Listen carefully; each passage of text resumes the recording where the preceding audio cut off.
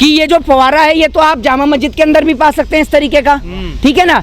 अब वो फव्वारा है या शिवलिंग है ये तो नरेंद्र मोदी जी बता सकते हैं, क्योंकि उनसे बड़ा वैज्ञानिक इस देश में कोई नहीं है। मैं इस देश के अंदर संविधान के साथ हूँ। जब देश का संविधान, देश का कॉन्स्टिट्यूशन ने ये एक नियम बनाया कि 1991 के बाद अगर कोई भी जो है धार्मिक स्थल है, 15 अगस्त 1947 देश की आज़ादी के बाद से जिस जगह पे मंदिर बना हुआ है, जिस जगह पे मस्जिद बनी हुई है, वो वहाँ से नहीं हट सकते। तो मैं देश के संविधान के साथ हूँ। आप ये बताइए कि क्या नरेंद्र मोदी, अमित शाह और योगी आदित्यनाथ देश के संविधान से ऊपर हैं क्या? ये लोग इस देश में बाबा साहब अम्बेडकर को नहीं मानते, उनके बनाए हुए संविधान को नहीं मानते। जब ये पटेल को मानने गए तो पटेल को भी नहीं मानते, क्योंकि जब इन्होंने सरदार पटेल के बारे में पढ़ा तो इनको पता चला कि सरदार पटेल ने तो आरएसएस को बैन कर दिया था, तो इन्होंने सरदार पटेल को ही छोड़ दिया। तो मैं आपको बता दूं ये किसी जाति के प्राणी नहीं है। हाँ, और ये याचिका को रद्द किया जाए कोई भी धार्मिक जगह। अब ये कल को पहुंच गए कर्नाटक, वहां पर कह रहे हैं कि ये पता नहीं किसी भगवान का मंदिर बताया कि वहां पर उनका मंदिर है। फिर ये उज्जैन पहुंच गए। अरे आपने पूरे देश में क्या ड्रामा चला रखा है? किसी जगह पे स्कूल भी निकाल दो, कहीं अस्पताल भी निकाल दो। ये प्रधानमंत्री कार्यालय को तोड़कर मैं तो कह दूं कि भैया मेरे जो पूर्वज हैं, ये जो मेरे दादाजी हैं, उनके यहाँ पर मंदिर हुआ करता था, तो अब क्या प्रधानमंत्री कार्यालय को तोड़वाकर यहाँ पर अपना मंदिर बनवाएंगे? ये बताइए। अरे भाई शिवलिंग क्या वो फुवारा देखने में लग रहा है। और दूसरी बात ये है कि आप सबसे पहले तो मुझे ये बताइए कि जब कोर्ट से ये स्टेटमेंट था और जो वाराणसी के जो जिलाधिकारी हैं कौशल राज शर्मा, उन्होंने कहा भी अंदर इसके अंदर की कोई भी जानकारी किसी भी पक्ष या विपक्ष के द्वारा बाहर नहीं दी जाएगी। किसी को भी उन्माद या आधार पर नारे लगाने का झूठा जो दावा है वो पेश नहीं किया जाएगा। तो उसके बावजूद भी ये खबर किसने लीक करी है? आप ये बताइए ना मुझे। वो फोटोग्राफ्स कहाँ से आई हैं सारी फोटो?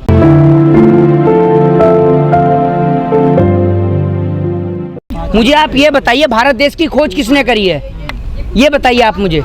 आपसे सवाल पूछ। अरे मैं आपसे क्या पूछ रहा हूँ, आप उस सवाल का जवाब दीजिए। भारत देश की खोज किसने की है? कौन पत्रकार बताइए। मोदी जी ने काहे की खोज कर दी? भारत देश की खोज वास्को डी गामा ने करी है, ठीक है ना। तो वास्को डी गामा तो ईसाई था, तो आप क्या कहेंगे कि हिंदुओं ने भारत देश पे कब्जा कर लिया? ये आप मुझे बताइए, ये उन्माद फैला कौन रहा है? क्या कोर्ट या जुडिशरी जो है वो आपको इतनी खाली दिख रही है इस देश के अंदर? इस देश के अंदर रेप के, बलात्कार के जो मुद्दे चल रहे थे, आज तक उन पे फैसला नहीं आया। कि जो हाथरस के अंदर एक बेटी के साथ बलात्कार हुआ, उस फैसले का क्या हुआ? कोर्ट जो है फास्ट ट्रैक कोर्ट बनाकर इन जैसे मुद्दों के ऊपर तो तुरंत कार्रवाई कर देता है, क्योंकि इन फैसलों से जो है फायदा पहुंचता है पार्टियों को, सरकार को। मैं इस देश के संविधान के समर्थन में हूं। अगर आप अनपढ़, जाहिल और गवार हैं और कान से बहरे हैं तो मैं कुछ नहीं कह सकता हूँ। आपने क्या मेरा संविधान का पक्ष है?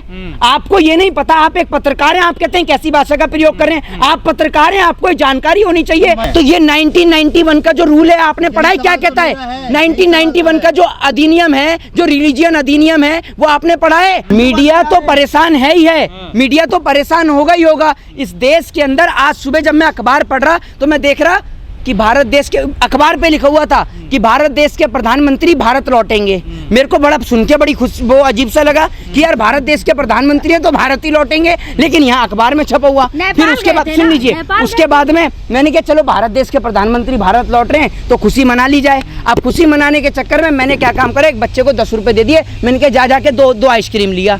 अब वो कह रहा कि 5 रुपए वाली तो मिली नहीं, मैं 10 रुपए वाली ले आया, तो मैं अकेले ले आके खा लिया। तो मैंने उससे पूछा कि भैया क्या चाय वाय बेचते हो क्या आप? कह रहा हाँ बिल्कुल आपने सही समझा, मैं चाय ही बेचता हूँ। तो मैं समझ गया कि वो आदमी भी नरेंद्र मोदी से प्रेरित था। बिल्कुल मानते हैं, पूरा देश मानता है न्यायालय का फैसला, लेकिन हम उस फैसले को चैलेंज करेंगे। आगे क्यों नहीं चैलेंज करेंगे? हाई कोर्ट में, सुप्रीम कोर्ट में चैलेंज करेंगे हम। मैं आपसे एक बात, क्या आप मुझे सर्टिफिकेट देंगे? मेरे लिए ये सबसे बड़े गर्व की बात है कि मैं उस देश के अंदर रहता हूँ जो देश संविधान से चलता है। ये देश संविधान से चलता है। मैं इसको चैलेंज इसलिए करूंगा, आए चाहे नहीं आए, दोनों तरफ से करेंगे। वो इसलिए करेंगे, मैं दावा ये करूंगा कि ये इसके बाद में वहां पहुंच रहे हैं कर्नाटक और तमाम जगह पहुंच रहे हैं, तो कोर्ट सुन लीजिए। हाँ मैं भाई ये आप इनको थोड़ा समझाइए, या तो ये चिल्ला लें। ये सड़क छाप, रोड छाप आदमी ना भारतीय जनता पार्टी में बहुत हैं, जो सुनते कम है और अपनी सुनाते ज्यादा हैं। तो आप भी उन्हीं पत्रकार में से हैं क्या? तो पहले बात को सुनिए आप। मैं इसलिए इसको दायर करूंगा, आपके सवाल का जवाब दे रहा हूं, मैं इसलिए दायर करूंगा कि जब इस देश के अंदर 1991 में अधिनियम बना, तो आप उस अधिनियम की धज्जियां क्यों उड़ा रहे हैं? मैं ये पूछता हूं कि इस देश का संविधान सर्वोपरि है या फिर किसी व्यक्ति का मुंह से कहना सर्वोपरि है? मैं संविधान के साथ हूं, संविधान के साथ हूं। मैं ये कहूंगा, आप इनको समझाइएगा जरा। हाँ, मैं बिल्कुल एक्ट के साथ हूँ, बिल्कुल बिल्कुल, और वो उसके साथ में हूँ। और मैं ये भी कहूंगा कि आप ये जो तमाम जगह पर ये जो याचिका दायर कर रहे हैं, कोर्ट इसमें खासकर एक जुर्माना तय करे।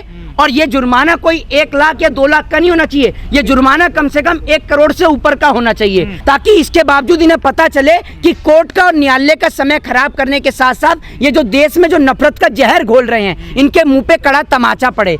आज से कुछ समय पहले यही हाल श्रीलंका का भी था, वहां पर भी हिजाब का मुद्दा चला, वहां हिंदू और मुसलमान के नाम का मुद्दा चला, और यही सेम हाल आज हिंदुस्तान का हो रहा है। मुसलमान क्या कह रहा है या हिंदू क्या कह रहा है, मेरे उस बात से कोई ताल्लुकात नहीं रखता। मैं एक लॉ का स्टूडेंट हूं, तो मैं इस बात को करूंगा कि मेरे लिए सर्वोपरि मेरे बाबा साहब भीमराव अंबेडकर का बनाया हुआ संविधान है, और वो संविधान जो है, वो कानून जो है, मैं आपको ये पहले आपसे पूछ लूं, आप लॉ को या जुडिशरी को, कॉन्स्टिट्यूशन को सर्वोपरि मानते हैं, या फिर इस देश के अंदर ये जो विश्व हिंदू परिषद, बजरंग दल या हिंदू संगठन है, इनको मानते हैं? पहले ये बता दीजिए मुझे आप। अरे मैं तो संविधान को मानता हूँ, आप बता दीजिए। मैं ये कहता हूँ, चाहे मुसलमान की मस्जिद हो, चाहे ईसाइयों की चर्च हो, चाहे हिंदुओं का मंदिर हो, कोई भी व्यक्ति उस पर याचिका दायर ही क्यों करेगा? चाहे बौद्धों के बुद्ध विहार हो, कुछ भी हो, किसी भी धर्म का हो, चाहे वो बौद्ध हो, चाहे वो सिख हो, चाहे ईसाई हो, चाहे हिंदू हो, मुस्लिम हो, कोई भी पक्ष हो, जब एक बार फैसला आ गया कि भाई 1991 के अंदर एक रूल बन गया,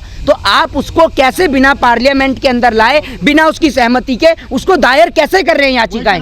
अरे तो ये आप जाकर उनसे पूछिए ना, मैं यहाँ किसी पार्टी को रिप्रेजेंट कर रहा हूँ क्या? अब मैं ये पूछूं अर्नब गोस्वामी, अब मैं आपसे ये पूछूं, मेरी बात सुनिए, मैं ये पूछूं आपसे कि अर्नब गोस्वामी क्या कह रहे हैं, आप उस सवाल का जवाब देंगे? आप तो यही कहेंगे जाके अर्नब गोस्वामी से पूछो, तो जाके आप उन पार्टी के लीडरों से पूछिए ना। आप मेरे से क्या पूछ रहे हैं? मेरे लगने या लगने से क्या होता है? मेरे लगने से और कहने से तो ये हो रहा है कि आप मेरे 15 लाख के कर्जदार हैं, तो दे देंगे मुझे 15 लाख रुपए? बताइए। मेरे को तो ये लग रहा है कि आप मूर्ख हैं। तो आप हैं मूर्ख। काम करो कि जो पूरा बुलडोजर है पूरे हिंदुस्तान के अंदर चलवा दो, और ये पूरा हिंदुस्तान सारा खुदवाई दो, सारा हिंदुस्तान ही खुदवा दो ना, और जहाँ जहाँ मंदिर निकले, जहाँ जहाँ मस्जिद निकले, बनाते चले जाओ आप लाइन से। एक काम करो, क्योंकि नरेंद्र मोदी जी ने कुछ बनाया तो है नहीं, बिगाड़ने का ही काम करा है। जिस देश के अंदर ये प्रधानमंत्री जी आते हैं जापान के, यहाँ पर आते हैं बुलेट ट्रेन का समझौता करने के लिए। आप सुनिएगा, आप बुलेट ट्रेन का समझौता करने के लिए आते हैं, और उसके बाद होता क्या है, जब वो आते हैं बुलेट ट्रेन के लिए, तो प्रधानमंत्री नरेंद्र मोदी जी ने 2 घंटे के लिए वहाँ रह जाते हैं गंगा आरती दिखाने के लिए। तो वहाँ का प्रधानमंत्री पूछ लेता है कि भैया आपके पास तो इतना टाइम है कि आप 2 घंटे गंगा आरती देख रहे हो, तो आपको बुलेट ट्रेन की क्या जरूरत है? तो आप ये समझ लीजिए, बुलेट ट्रेन तो ऐसा प्रोजेक्ट है, और सारे प्रोजेक्ट सिर्फ ऐसा प्रोजेक्ट है कि जिनकी पटरी वटरी कुछ मत बिछाओ, बस चुनाव के टाइम पे दौड़नी शुरू हो जाए, बस। तो क्या लग रहा है, ये है 24 की तैयारी हो रही है? ये 24 की ही तैयारी है, और ये 24 की नहीं, ये देश को बर्बाद करने की तैयारी है। ये आप लिख लीजिए, जो काम इस देश के अंदर रह के ब्रिटिश ईस्ट इंडिया कंपनी नहीं कर पाई, वो काम नरेंद्र मोदी एंड कंपनी कर दिखाएगी। ये दिख लीजिए। अगर जनता समझदार होती तो जनता कुतुब मीनार पे चढ़ने जाती, जनता वहाँ ताजमहल के कमरे खुलवाती है, जनता ये देखती कि रुपया कहाँ गिर रहा है, ढूंढ के लाती। तो जनता अगर समझदार होती, नरेंद्र मोदी जी ने तो लोगों को इतना व्यस्त कर दिया है कि आधे लोगों को इधर कर दिया है कि फलाने ढिकाने, तू इधर आ, तू जाके ताजमहल के कमरे खुलवा, तू इधर आ, तू जाके उधर जाके कुतुब मीनार पे अजान पढ़, तू अजान और रमजान कर, तू देख कि रुपया कहाँ गिर रहा है। और उसके बावजूद भी अगर कोई खाली बच गया है, तो मोदी जी का तो ये है कि जो बुलडोजर चल रही है, तू भैया बुलडोजर को चलते हुए देख। तो सबको तो काम दे ही दिया है, कोई आदमी फ्री है ही नहीं इस देश के अंदर। और जो अगर फिर भी कोई बच जाए, तो जो आदमी इस देश में पेट्रोल डीजल महंगाई की मांग को उठा रहा है, तू जाकर उसको टारगेट कर, ये काम है। और मीडिया को काम पूरा दे रखा है। मीडिया को सुन लीजिए, सिबलिंग मिल गया है, देखिए। हाँ, मीडिया को तो काम दे ही दिया है। मीडिया को तो कह दिया है कि जो हमने अपने लोग लगा रखे हैं, ये जो कुतुब मीनार की चढ़ाई कर रहे हैं, ये लोग जो ताजमहल की चढ़ाई कर रहे हैं, ये लोग जो ज्ञानवापी मस्जिद की चढ़ाई कर रहे हैं, शाम को इसी नाम पे और इसी मुद्दे पर 2 लोग पकड़ लाओ, एक दाढ़ी वाला मौलाना पकड़ लाओ, एक तिलक वाला पंडित पकड़ लाओ, और इसी नाम पर दोनों मुर्गे लड़ा दो। कम दोनों नहीं है, हाँ, दाढ़ी वाले भी तिलक वाले हैं, हाँ, दोनों बराबर। और इसी नाम पर दोनों मुर्गे लड़ा दो, हाँ, दोनों मुर्गे लड़ा दो। तो मीडिया को तो काम मिल चुका है। मीडिया तो शाम को शुरू हो जाती है 8 बजे से ही, और इसी नाम पे मुर्गे लड़ाना शुरू कर देती है। जय हिंद, जय भारत, वंदे मातरम।